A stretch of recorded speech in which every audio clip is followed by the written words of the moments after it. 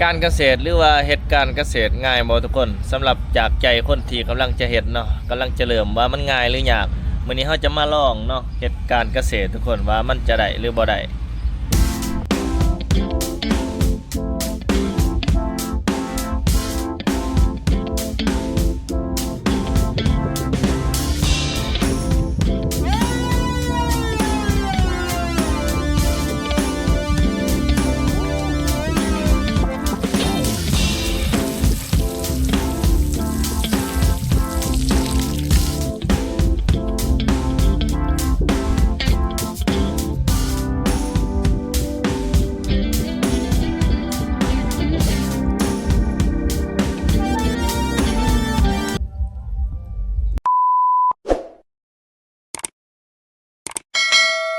ครับทักทายสบายดียินดีต้อนรับเข้าสู่ช่องจานสีสวัสดีผู้ชมใหม่แล้วก็ผู้ชมเก่าเนาะยินดีมีแรงทุกคนเนาะวันนี้อยากถามผู้เนาะสำหรับว่าการเฮ็ดการเกษตรนี่มันจะง่ายบ่หรือว่ายากต้องใช้เวลาโดนปานใดทุกคนเนื่องจากเรื่องราวชีวิตของเฮาก็โอ้ยโหดหู่ทะเลาะใจนะทุกคนเนาะเนื่องจากมีปัญหาสุขภาพเนาะล่าออกจากงานประจำกลับมาพักฟื้นอยู่ที่บ้านก็ได้2 เดือนปลายแล้วทุกคนเนื่องจากว่าใส่ติ่งอักเสบแล้วก็ผ่าตัดฝักฝืนอยู่บ้านก็2 ปีก็เลยลาออกจากงานประจำก็คืองานที่ว่าเกี่ยวกับการยกย่อของหนักๆเนาะขนส่งนี่แหละแล้วเฮามาลองแล้วว่าเฮานี่ย่อเครื่องของหนักนี่บ่ได้เพราะฉะนั้นก็สั่งซ่าเบิ่งคิดมา 2-3 อาทิตย์ก็ตัดสินใจได้ว่าจะลาออกเนาะก็โทรบอกเขาว่าคือสิบ่ได้เข้าไปเฮ็ดเวียกแล้วเนื่องจากสุขภาพยังบ่ทันอำนวยความสะดวกเพราะว่าเฮาลองไปย่อแล้วอยู่ให้นะมื้อนั้นก็เลยว่ารู้สึกเจ็บขับรถก็รู้สึกแลบๆมันเป็นแบบเล็บๆแบบว่าหนักก็บ่หนักสิคอยก็บ่คอยเพราะแต่หุนหวยกระเทินเจ็บนะว่าง่ายว่าบ่เซาคักก็เลยว่าโอ้บ่ได้ถ้าฟื้นหรือว่าเฮ็ดสิ่งของที่ว่ามันนักแห้งกว่านี้นี่น่าจะบ่มีผลดีในเมื่อหน้าก็เลยตัดสินใจว่าขออยู่แบบบ่คอยเฮ็ดนักบ่เฮ็ดนักเฮ็ดซ้ำเฮ็ดได้เฮ็ดซ้ำบ่ฟื้นก็เลยว่าตัดสินใจลาออกจากงานส่วนที่ลาออกจากงานแล้วก็มานั่งคิดว่าถ้าอยู่ซื่อๆก็อยู่ได้แต่ก็จะบ่มีรายได้การใส่ใจมันต้องมีทุกภาคส่วนเนาะก็เลยมาลองกาเบี้ยมักพริกทุกคนนี่ก็คือเมล็ดพันธุ์พริกตัวนี้เฮาก็บ่ทันคิดว่าจะเฮ็ดได้หลายเนาะบ่ทันของตะกี้กะไว้ว่ากะไว้ซื่อๆเนื่องจากว่าคนในบ้านหรือว่าน้องเพิ่นได้ทางสวนไว้เนาะทางสวนไว้บัดนี้ก็เลยว่ากะเบี้ยมักพริกให้เพิ่นสิไปปลูกเพื่อ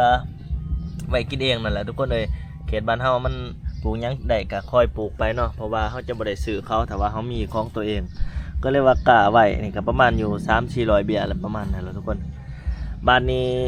เฮาได้ลาออกจากงานประจำแล้วก็คิดว่าถ้าว่าเฮ็ดหน่อยพอแต่ได้กินนี่เฮาก็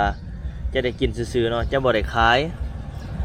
บ้านนี้เฮาได้กลับมาบ้านจังซี่แล้วถ้าว่าเฮาเฮ็ดขายมันสิบ่ดีบ่เฮ็ดขายเลยเฮ็ดหลายๆเพื่อขายเลยเหลือกินเฮาก็ขายทุกคนก็เลยคิดว่าจะลองเฮ็ดการเกษตรเบิ่งเนาะแนะนำในเด้อทุกคนสำหรับที่ไผเฮ็ดมาแล้วก็มันเป็นจังไดอันใดที่ควรปลูกอันใดที่บ่ควรปลูกอันใดที่มีราคาอันใดที่บ่มีราคาเนาะนี่ในใจคิดตอนนี้นี่บ่ว่าคิดดอกโทรสั่งเขาแหละเนาะโทรสั่งเบี้ยมะเขือกับมะถั่วทุกคนถั่วก็ถั่วนั่นนะบ่แม่นถั่วฝักยาวเด้ถั่วข้าวผัดนะแล้วก็ในผักซี่ทุกคนสั่งเขาให้เขาเอามาให้แล้วก็ตัวพวกประเภทพวกในมะเขือหั่นเขาจะสั่งเขากายเลยเนาะเนื่องจากเฮานี่บ่ทันแล้วเพราะว่าพื้นที่หยังเฮาบ่มีเนาะคือจังซี่แหละถ้าเฮาสิมากายเองเฮาต้องได้ขุดได้ต่อได้เติมเฮาก็เลยว่าสั่งเขาเลยทุกคนตอนนี้เฮามีก็แค่ในมะพริกที่ว่าเอาไว้กินเท่านั้นเนาะเอาไว้ปลูกกินถ้าเหลือก็จะได้ขายเนาะทุกคนเนาะส่วนตัวคิดว่างานเกษตรนี่จะใช้เวลาโดนเนาะเบี้ยมันนี่ก็ใช้เวลาประมาณเดือนปลายหา2 เดือนส่วนการปลูก3สิได้ผลผลิตก็3 เดือนเนาะ2-3 เดือน เพราะฉะนั้นรวมๆแล้วก็4-5 เดือนเนาะทุกคนเนาะจึงจะเห็นผลต้องอดทนเนาะระหว่างที่เฮาหดน้ำแล้วก็ลกเบี้ยลกหญ้าออกจากเบี้ยเนาะก็จะมาเล่าเรื่องราวชีวิตการเป็นอยู่เฮาเนื่องจากว่าเจอปัญหามรสุมช่วงนี้เป็นจังไดทุกคนแน่นอนเนาะเรื่องการเจ็บป่วยที่บ่มีใครอยากให้เกิดแต่มันก็เป็นไปแล้วหนึ่งในนั้นก็คือเฮาเนาะที่เลือกบ่ได้เนาะที่ว่าบ่คิดว่าสิเกิดกับตัวเองแต่ก็มาเกิดจนได้เฮ็ดให้เสียทั้งเงินเสียทั้งเวลาเสียทั้งงานเนาะเฮาก็ได้ลาออกจากงานเรียบร้อยตอนนี้ก็มาสิเฮ็ดเกษตรหลังมาลองเบิ่งเนาะว่ามันจะผ่านหรือบ่ผ่านก่อนที่ไปที่มาก่อนจะเป็นเฮาก็โอ้บ่คิดเลยทุกคนเอ้ยว่าเฮาจะได้มาเป็นสภาพแบบนี้เนาะก็ใช้ชีวิตปกติเฮ็ดนั่นกินนี่ดื่มนั่นดื่มนี่ปกติเนาะมั่วซั่วไปดื่มสิ่งมึนเมาก็หลายเติบเห็นอันนี้พ่อมาเจ็บปึ๊บก็คิดได้ทันทีว่าโอ้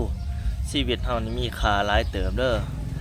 แต่กี้ก็บ่ได้คิดดอกเนาะมันมีสติทันทีเนาะเนื่องจากที่ว่าเฮาเจอหยังที่ว่ามันวิกฤตใหญ่ๆเฮามีสติทันทีเฮาก็คิดว่าโอ้ถ้าว่าเฮาหายไปนี่เฮาสิใช้ชีวิตแบบเก่านี่บ่ได้เนาะต้องมีเป้าหมายต้องเฮ็ดการใหญ่ๆหรือว่ามีวินัยในชีวิตต่อไปเนาะเนื่องจากว่าอดีตที่ผ่านมาเฮาบ่ได้ตั้งเป้าหมายหรือว่าบ่ได้มีจุดประสงค์หยังเนาะคิดแต่ว่าเอ้ยเฮ็ดเวียกเงินเดือนออกก็ใส่ไปเนาะคิดว่ามันสิบ่มี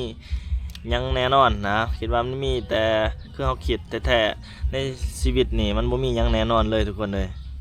เฮาก็มาคิดได้ตอนที่ช่วงว่าเฮาป่วยวิกฤตเนาะ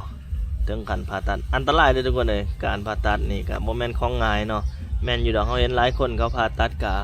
ไปกับปกติได้แต่มาพอกับตัวเองมาเจอกับตัวเองแหละมันฟื้นโตยากหลายทุกคนเลยพังแต่ว่า 2-3 เดือนนี่2 เดือนนี้เดือนปลายนี่ยังกินอีหยังบ่ทันได้ทุกคนกินแต่ของอ่อนกินแต่แนวที่ว่าอ่อนๆที่แพทย์หมอบอกบ่ให้กินของแข็งเนาะเฮากินได้แต่ว่ามันก็ขับถ่ายยากหรือว่าเจ็บปวดเนาะบัดนี้เฮามาฟักฟื้นนี่เฮาก็เฮ็ดและอยากเฮ็ดนั่นเฮ็ดนี่แหละเวียกเพราะว่าเฮาก็อยากไปใช้ชีวิตแบบคนปกติแต่ว่ามันก็ฟื้นบ่ได้ทุกคนมันเจ็บคือในมื้อวานมื้อซื่นนี่เฮาก็ได้ออกเมื่อไห้เนาะออกเมื่อไห้แล้วขับรถเนาะมันก็สะเทือนมาหอนในเจ็บแลบๆอยู่ในเฮาก็รู้สึกว่าโอ้มันบ่แม่นของง่ายเด้อการผ่าตัดนี่ทุกคนเลยมันเจ็บปวดยากเศร้าเนาะสมกับ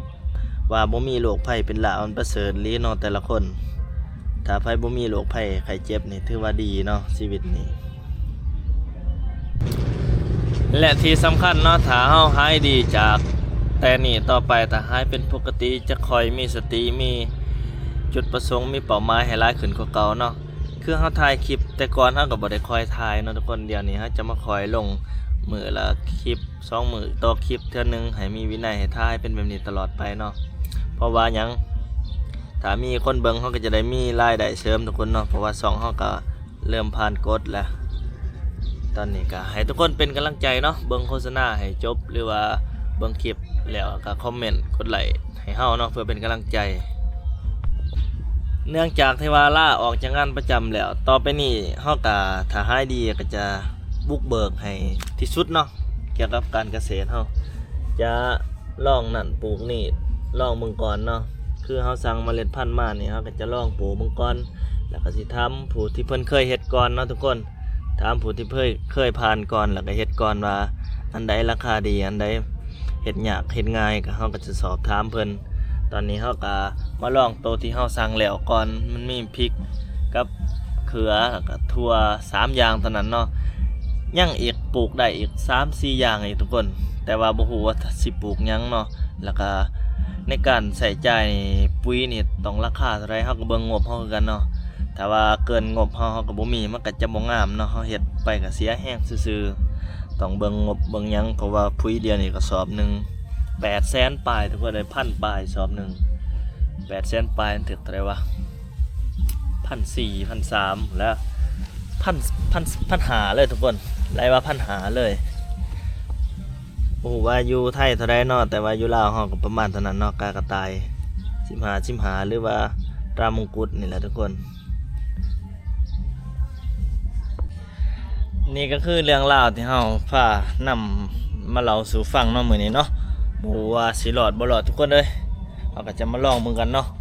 บ่ลองก็บ่ฮู้ว่ามันสิรอดบ่ทุกคนเอ้ยการเกษตรของเฮานะครับเป็นหน้าที่ที่ว่าตัดสินใจเลือกแล้วก็ต้องเฮ็ดเนาะถ้าว่าชีวิตต้องเดินหน้าเนาะมีอุปสรรคอีหยังก็ต้องพาฟันเมื่อหน้าต่อไปคือเก่าเนาะวันนี้เฮาเลือกแล้วเลือกเส้นทางนี้แล้วเฮาก็จะเดินหน้าต่อไปทุกคนไปจบคลิปเพียงเท่านี้ทุกคนอย่าลืมกดติดตามคอมเมนต์สู่กันฟังเนาะทุกคนเนาะบ๊ายบายเจอกันคลิปหน้า